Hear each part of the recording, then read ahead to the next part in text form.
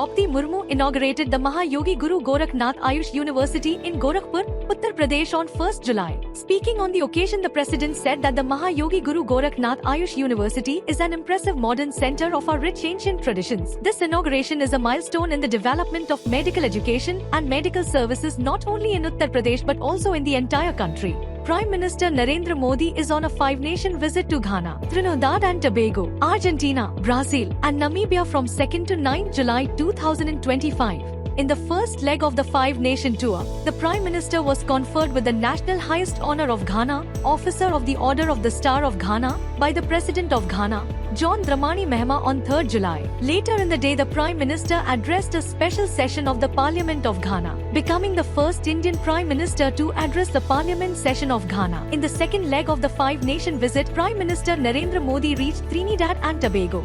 Prime Minister Narendra Modi was honored with the Order of the Republic of Trinidad and Tobago by the President Christine Kala Kangalu ORTT. In the third leg of the five-nation visit, Prime Minister Narendra Modi arrived at Argentina. Prime Minister Narendra Modi met President Javier Milei of Argentina and held delegation-level talks. Both leaders reviewed the entire spectrum of the bilateral relations. Discussions focused on diversifying trade, enhancing cooperation in defense, security, agriculture, energy, sports and more. On 1st July, the Union Cabinet chaired by Prime Minister Narendra Modi approved National Sports Policy 2025. The new policy lays out a visionary and strategic roadmap to establish India as a global sporting powerhouse and a strong contender for excellence at international sporting events including the 2036 Olympic Games. The Union Cabinet also approved the Employment-Linked Incentive Scheme to support employment generation, enhance employability and social security across all sectors, with special focus on the manufacturing sector.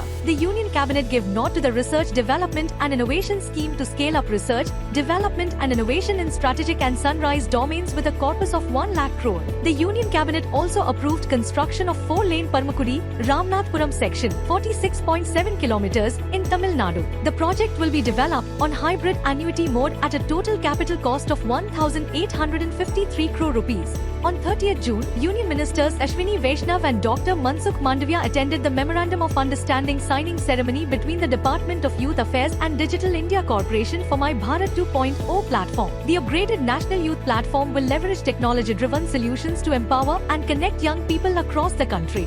On 1st July, Union Minister for Railways Ashwini Vaishnav launched a new app Rail One at India Habitat Centre in New Delhi on 40th Foundation Day of Centre for Railway Information Systems. Rail One is focused on improving passenger interface with railways. It integrates all the passenger services such as unreserved UTS tickets via our wallet to get 3% discount, live train tracking, grievance redressal and e-catering, porter booking and last mile taxi.